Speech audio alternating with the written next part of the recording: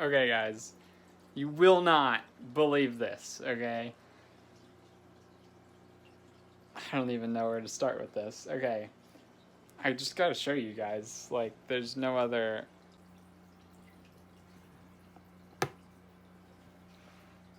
Yeah. Those are two baby geckos. So I was looking at Teddy's enclosure, and here, I'll show you Teddy, because she's going... She was down here digging, okay? And like this, like she is now, and there was this huge pit here, and I'm like, Teddy, why the heck are you digging? Like, what's going on? And then right here, that little area right there, there was a baby gecko sitting there. And I was like, what is going on? Like, I could not believe that there was a baby gecko right there. I was like freaking out, okay? And I still am, because it's like, what? And then I get up, I get into the enclosure, and there's another baby sitting right at the top, like the tippy top of the enclosure. So I get it over, I get the little tiny one over, and then I always have like all of these here. I have everything here, okay? And I just got him out because Teddy was searching for him, and she still is. She's literally underground right now. She wants them, okay? And that's because she wants to eat them. So she was going after them. And now we have babies, and they just hatched in her enclosure, right? What the heck is up with that? And oh man, so the crazy thing is she hasn't been in with a male for quite a while, but when she wasn't a male, it was probably like 2 months ago or whatever when these would have been laid, which I don't even remember them being laid, and I don't remember her hooking up with a male. So that, I mean, you can see why I was freaking out, because I was like, what the heck is going on? Like, why would this be happening? Like, what? So yeah, so she's laid eggs quite a few times. So has Darwin, which is the other female down there.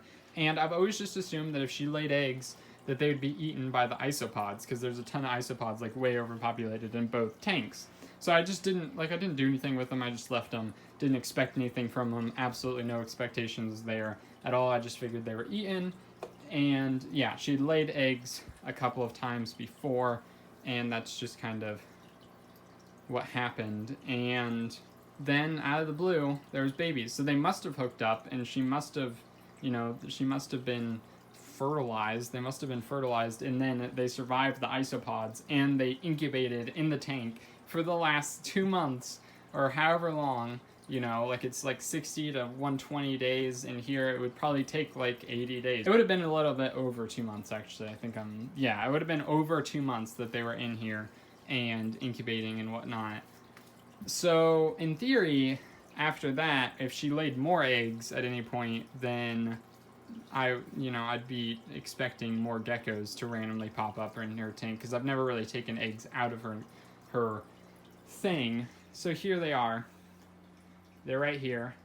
I got this, so I didn't buy this. I was given this forever ago, like years ago, when I got Darwin. And I kept it because I just didn't feel like dealing with, like getting rid of it. I hate fake plants, but these guys need a really, nice place to hide and stuff. So I'm going to go ahead and put in fake plants for now, just because I'm new to all of this and I don't know what's going on. And I need to do research about how to keep babies, because I was just researching eggs, because Darwin just laid eggs that I think are fertile, and I'm trying to incubate them in a thing over there. Seems like I just should have left them there, because maybe they would have just done it on their own. I don't know. Maybe the isopods would have eaten them. I have no idea. So now we have babies, and I just washed these off, because the last thing they were in was bleach. I bleached them, and then I put them in a Ziploc bag. Here, you can see this. So I have some random stuffs in here, like bowls and stuff that I wouldn't use, but I just have it just in case, like this, and I need to set up something really quickly like this. So I will put this in here with them. Then I need to figure out how much they should, how I should go about trying to feed them, because I need to put a little bit of food in there, and then hopefully they'll find it, but maybe there's something I can do to better make that happen. And then this plastic shoebox I got when I bought 6 crested geckos.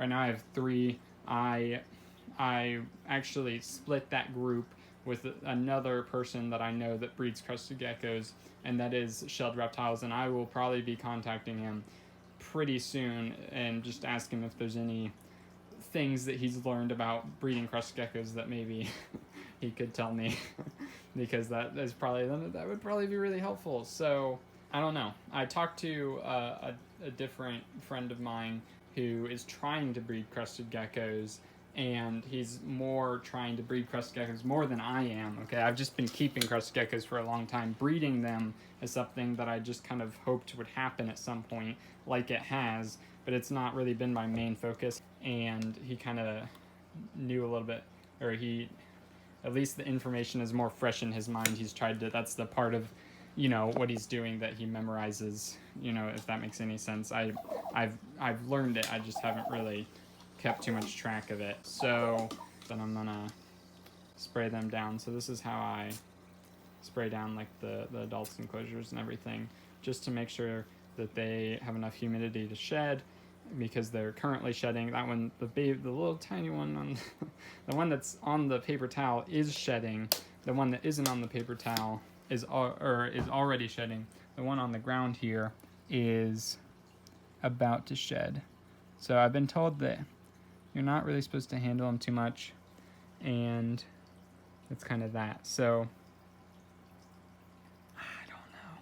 So this is literally, this is insane. Okay, I can't even right now. This wasn't what I was expecting today. I FaceTimed that person right after I got him out, and he was like, this is not the phone call I was expecting today.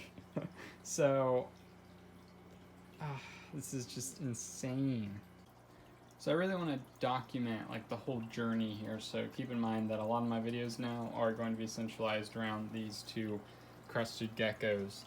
So we have this one here that's just started moving, and then the other one back there. They haven't moved a whole lot from where I put them, but I think they're just about to because my light was off and I just came into my room. So from what I have learned today, I talked to Shelled Reptiles, and I don't tend to like memorize information very well.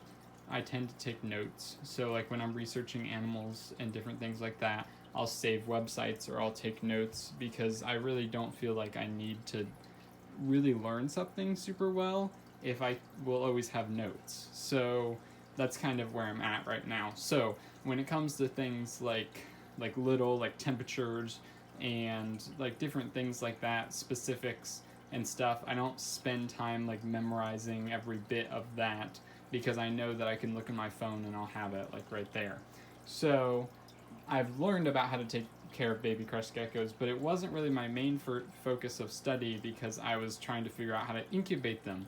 I wasn't even thinking that I'd have babies, so I just hadn't looked into it yet, because it takes like months for the eggs to incubate, so I just wasn't expecting it. So while I have learned, I've read, and I did know, it's not, it wasn't fresh, it wasn't super fresh in my mind, because I was, doing research about eggs, so I kind of knew a little bit about what happens after that, and I'd watched some videos pretty recently. So I talked to Shelled Reptiles. He has bred crested geckos quite a lot, and he, has produced many babies, and he knows, he has experience with it, which is very important. It's amazing to have somebody who's had experience with things. So after talking to him, he said I was doing a very good job with this setup. I actually got this setup technically from who I believe was a breeder, and it was the enclosure that one of my crested geckos came in from. I don't know, somebody was downsizing, and they when I bought my group of 6, this was one of the enclosures. So I wouldn't say I bought them from a breeder. I would more say I bought them. I don't know if he was a breeder, but he had this container with all these holes in it. So I used that a lot for like reptiles that need to be in an enclosure like this or something. And I'll use this plastic shoebox. And then I had this plastic plants for Darwin, and I didn't buy that either, but rather I received it when I bought Darwin, when she came in a very small Exoterra tank. And I always kept it. I could have gotten rid of it. I've gotten rid of a lot of plastic plants that I've received in the past, but I went ahead and kept it. And then this creates a very easily cleanable and sterile and just good environment to keep the baby crested geckos. It's nice and humid, and they're the right temperature, everything's good, and they have lots of areas to hide in. So within the first 24 hours, they're going to shed. This one right here was already shedding. The other one is about to shed, or it started, I'm not sure. I'm not gonna disturb them too much, but that's kind of what's happening there. So I'm not going to mess with them today, and I didn't figure out that they were in there till like midday anyway, so I'm not going to try to feed them or anything like that because they're eating the shed skin. So tomorrow I will try to feed them stuff. So what Shed Reptiles said is that he generally just feeds them like really, really small crickets for a long time, and then we'll eventually get them onto the powdered diet. I'm going to try to get them onto the powdered diet as soon as possible, but also I have, if they don't like that, because I know that Teddy, when she was smaller, I've never had a baby crested gecko, but she was smaller, much bigger than these guys, but again, she was like probably the smallest one that I had at any given point, and she would like rarely ever eat crested gecko diet for like a long time. She would eat like 7 tiny baby dubia roaches like every day, every other day or something like that, and she'd eat a lot of them really consistently, and that's what she would do, but she just wouldn't really eat powder. So if they're like that, then I have both tiny baby dubia roaches, which are generally pretty soft, and I think that'll be all right, and I also have red runner roaches, baby red runner roaches, so I can go ahead and throw those in here as well for them to go after. So I do not have crickets, but baby red runner roaches would really be the next best thing when it comes to that. So I do have a plan of action. Tomorrow I will offer food in both forms of live insects and the powder diet to kind of see what I'm going to do there. So that is the plan right now, and this is again the same day they were born, and then tomorrow I will try to feed them and whatnot, but they're not supposed to be handled at all or kind of messed with, or I don't think so anyway. Tomorrow, if I'm feeling like it, maybe I'll try to weigh them, but probably not. I did measure one, it's about 3 inches. I like to keep those types of records because then I can share that information. So like when I got Teddy, I measured how big she was, and then I've had it every month since then. So if somebody's like, well, my crested gecko is this big, I'll be like, well, then maybe it'll be this big by, however many months. So then I can kind of figure it out that way. So I'm going to be trying to document and show you guys everything about these guys because I really want to share that information, just the whole journey type of thing, rather than just like the basic information. So kind of help you guys experience it as I'm experiencing it, and then we can kind of learn together along the way. So if you are interested in seeing the future content, go ahead and subscribe. That will be a good way to do that. And also there's like a bell thing, I don't know, you can check it out. I think it notifies you. I don't like notifications, but anyway, you can also comment down below if you have any comments or concerns, so feel free to do that.